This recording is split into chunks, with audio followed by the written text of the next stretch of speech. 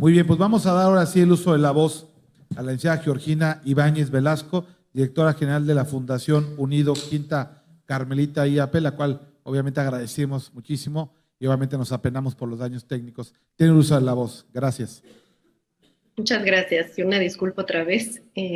Gracias por la invitación, un honor estar por acá. Me habría encantado estar allá, pero desde aquí muy contenta también de participar.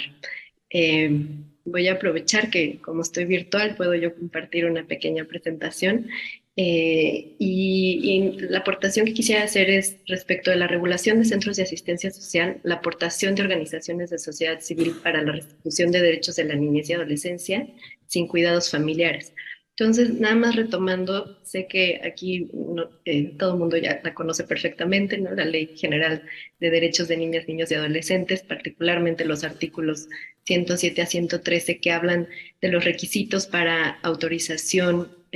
registro y regulación de los CAS respecto de particularmente de la infraestructura, del diseño universal y accesible, medidas de seguridad, protección, vigilancia, etcétera, la responsabilidad de los CAS en la garantía de la integridad física y psicológica de niñas, niños y adolescentes, de la necesidad de personal capacitado, calificado y sobre todo, ya lo decía Oliver, de la revisión periódica de la medida especial de protección que dio origen al acogimiento temporal, la situación jurídica y familiar que es sumamente importante. Entonces, teniendo esto en cuenta,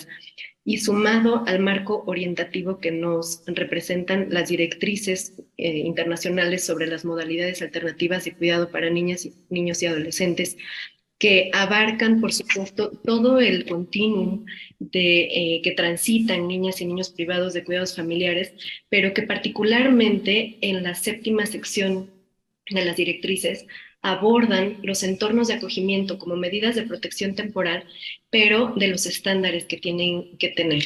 Sé que ustedes conocen estos marcos, no se trata de profundizar en ellos. Sin embargo, desde Fundación Unido, la aportación que queremos hacer está relacionada con la estrategia por el derecho a vivir en familia y comunidad de niñas, niños y adolescentes en cuidados familiares que diseñamos con la asesoría de Sara Oviedo Fierro, ex vicepresidenta del Comité de los Derechos del Niño, que como pueden ver tiene 3 ejes, tiene 10 ámbitos, pero como tengo 10 minutos no me voy a adentrar más que en el último, en el 10º ámbito, que es precisamente el acompañamiento a centros de asistencia social. Porque nosotros como fundación tenemos 37 años de trayectoria y hemos desarrollado y consolidado nuestro modelo de intervención que cumple con estos estándares de protección en derechos humanos y tiene como objetivo final la restitución del derecho de niñas y niños a vivir en familia. Queremos compartir nuestro modelo y ello implica la transformación de los modelos tradicionales de los CAS, de tal forma que no solo cuenten con las credenciales necesarias para operar y para cuidar, sino que tengan los más altos estándares de protección de derechos humanos y particularmente de restitución de derechos. Por eso mi propósito hoy es poderles compartir una propuesta para el desarrollo de políticas que promuevan modelos de intervención enfocados en la restitución de derechos desde los centros de asistencia social y que implican mucho más allá que la inspección de infraestructura y documentación que hasta el momento ha sido el enfoque principal, sino de algunas cuestiones claves que recogen desde las observaciones del Comité de los Derechos del Niño, también se retomaron en el día de debate general que se tuvo el año pasado, pero que están condensadas en un documento muy interesante que habla de la implementación de las directrices de las modalidades de cuidado alternativo que hizo el Instituto Celsis junto con la Universidad de Strathclyde en Escocia, y que hablan tanto de la autorización e inspección, pero también del financiamiento, de los estándares para el acogimiento residencial, de los estándares para la contratación en los servicios y centros de acogimiento formal y del desarrollo de entornos de acogimiento alternativo en ámbitos familiares. Entonces, voy a hablar un poquito de cada una y qué implican estas, digamos, propuestas de políticas que podríamos en conjunto trabajar.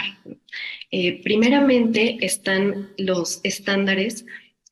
para la contratación en los servicios y centros de acogimiento formal. Y es que el garantizar un reclutamiento, selección, capacitación, empleo, supervisión, apoyo y registro de las personas cuidadoras para que sean de alta calidad es lo que va a ayudar y asegurar que tengan las habilidades, los conocimientos, las cualidades y los valores que se exigen para poder satisfacer las necesidades de niñas, niños y adolescentes, ¿no? Se requiere una política nacional que proporcione condiciones laborales que incluyan remuneración y que reflejen el estatus profesional de la fuerza laboral de estas personas cuidadoras para que puedan llevar a cabo sus deberes conforme a los más altos estándares de calidad.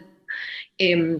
por otra parte, describir las habilidades y los conocimientos que deben abordarse en la formación, y este punto responde también a una de las observaciones finales del Comité de los Derechos del Niño en su informe, en los informes periódicos cuarto y quinto consolidados en México,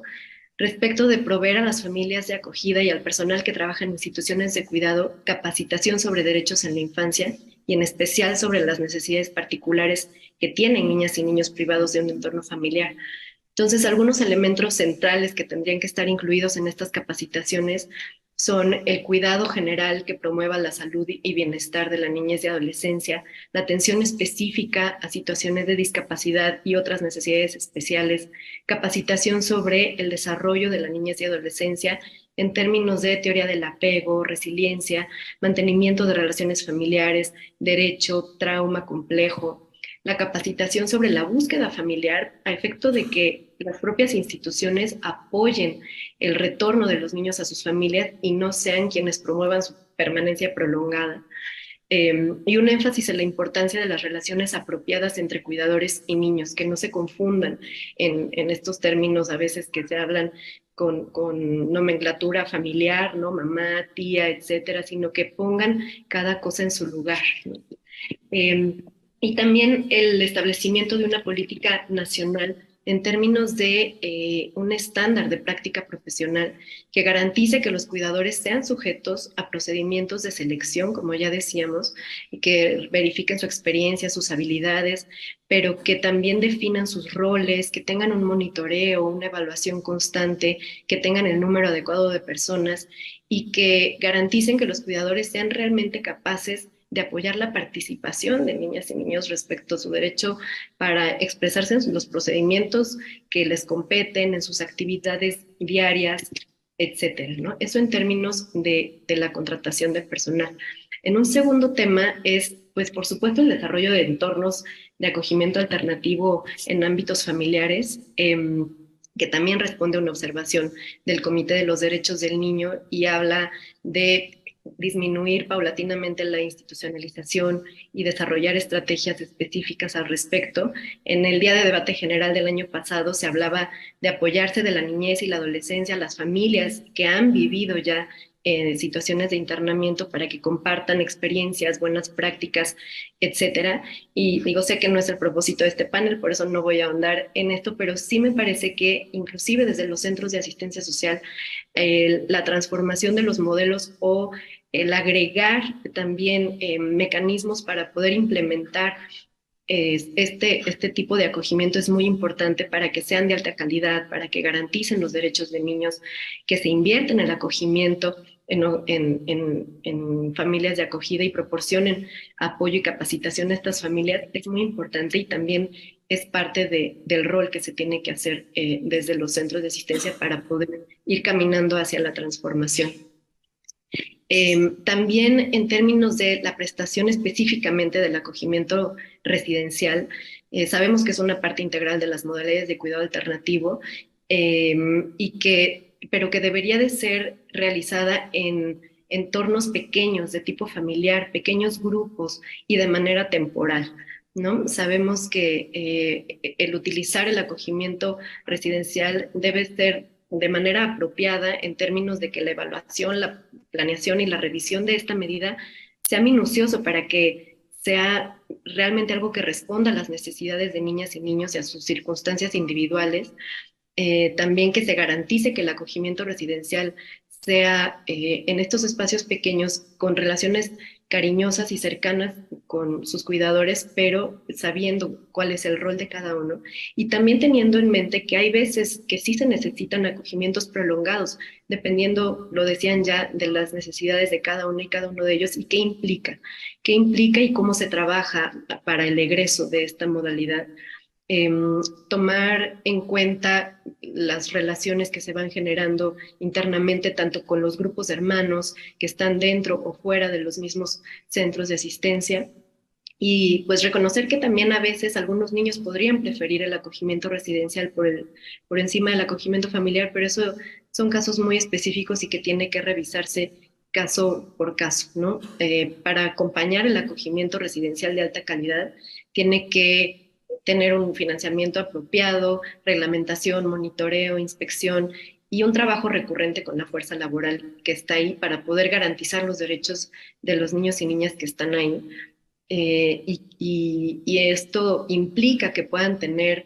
sistemas de participación, ya lo decía, el contacto con sus familias siempre que sea en su interés superior. Y bueno, por supuesto, ya abordamos el tema de los trabajadores en estos espacios. Ahora, en términos del financiamiento, que es un tema que también sale en las recomendaciones, es muy importante acentuar que se requieren niveles adecuados de financiamiento para el acogimiento alternativo para que realmente puedan ser de calidad, pero al mismo tiempo, y hay que hacer mucho énfasis en esto, se debe evitar financiar sistemas que alienten el acogimiento prolongado, que estas cuotas de niños o de personal que se han fijado, que no promuevan que no se trabaje para el egreso, que en realidad tendría que ser el propósito de estas medidas temporales. Entonces, digamos que las sugerencias en este respecto van hacia cómo garantizar que hayan recursos suficientes, que satisfagan adecuadamente los costos para un plan nacional de implementación de política y práctica en materia de modalidades de cuidado alternativo,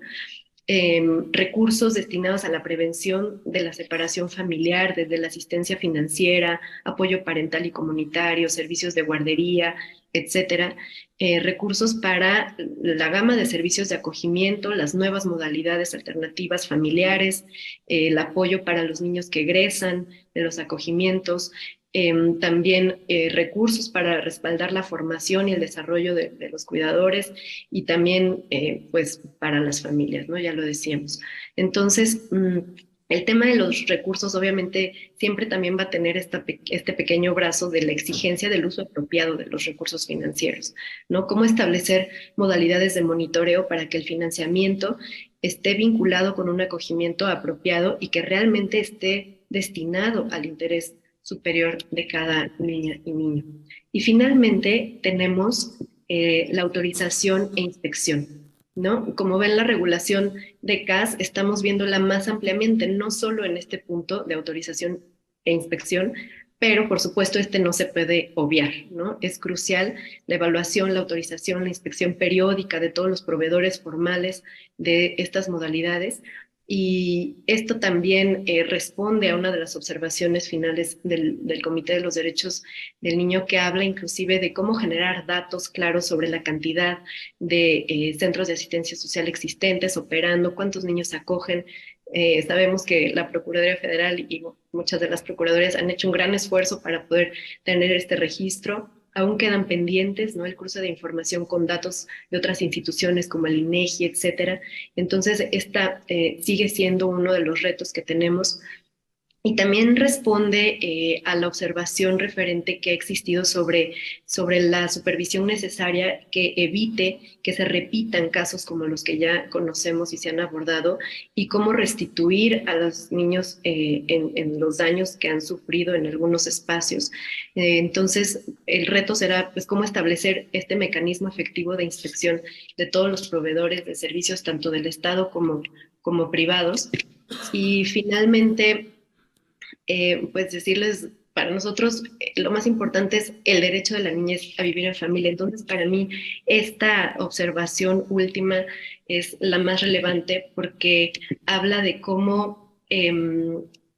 realmente el énfasis tiene que ser en la garantía de la revisión de estas medidas para que los niños no se eternicen en las modalidades de cuidado alternativo, que realmente su mejor opción sea a cuál se van a ir, a cuál van a egresar, y ese sea el énfasis real y donde se pongan los recursos. Muchas gracias. Quedamos a sus órdenes para cualquier de diálogo al respecto y pues encantados de colaborar para poder apoyar en la transformación de los centros de asistencia social. Muchas gracias, licenciada Georgina. La verdad, muy importante lo que ha comentado. Muchos temas, realmente desde un enfoque muy profesional, amplio, obviamente con responsabilidad social y por supuesto que tanto procuradurías como obviamente organizaciones, pues mucha tarea que tenemos que realizar. Me gustó mucho el enfoque que le está dando respecto a este reclutamiento profesional que se tiene que hacer desde la selección, obviamente la capacitación que se da, pero también el acompañamiento por parte de las procuradurías, precisamente con nuestras instituciones que están en nuestros estados también para dar este seguimiento y no solamente delegar el cuidado alternativo en los casos, sino también nosotros estar supervisando cómo van estas familias y obviamente también tener esta corresponsabilidad con ustedes.